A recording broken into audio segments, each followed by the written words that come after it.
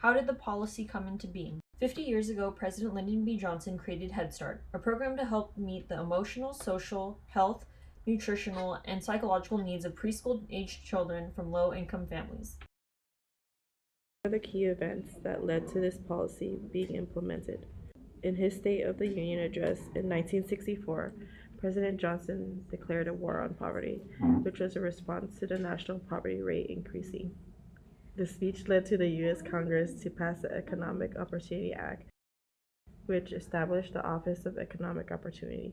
The Office of Economic Opportunity was responsible for administering most of the War on Poverty programs to target and fight against poverty. Sargent Shriver, director of the Office of Economic Opportunity from 1964 to 1968, brought together experts to develop a child development program to help communities meet the needs of disadvantaged preschool children. Part of the government's thinking on poverty was influenced by new research on the effects of poverty, as well as the impacts of education.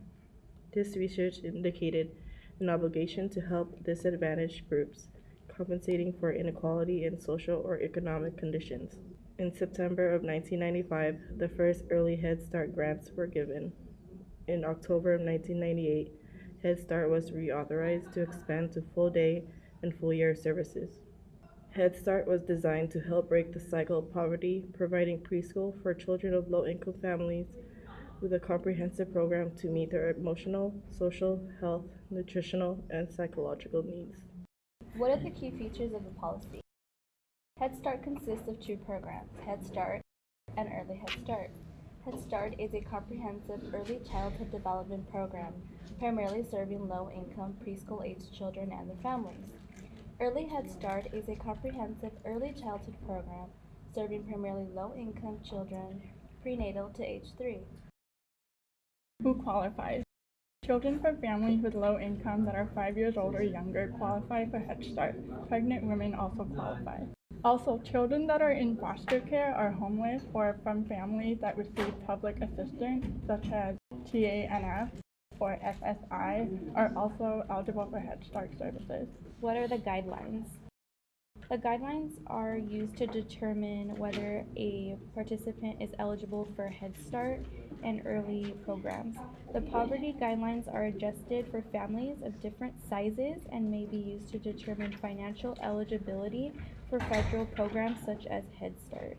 The guidelines are issued each year in the Federal Register by the Department of Health and Human Services. This chart signifies the maximum income level per year. What has been the impact of the policy? According to the American Economic Association, children who participated in Head Start versus their siblings who didn't had higher levels of success in school, completion, and career. Who has benefited? Families who are below the poverty line are the families who benefit from Head Start. During 2016 and 2017, they nearly served 1,070,000 children. Who has not benefited? Families above the poverty line don't benefit even though the poverty line is outdated and is based on food costs for a family of 4 over the course of a year times 3, which during 2012 was $23,050. Critique of the policy. The only critique of the policy was that it was not made accessible to everyone, and it was only made available to people who were at or below the poverty line, as seen again in this chart demonstrating the maximum income level to qualify for these benefits.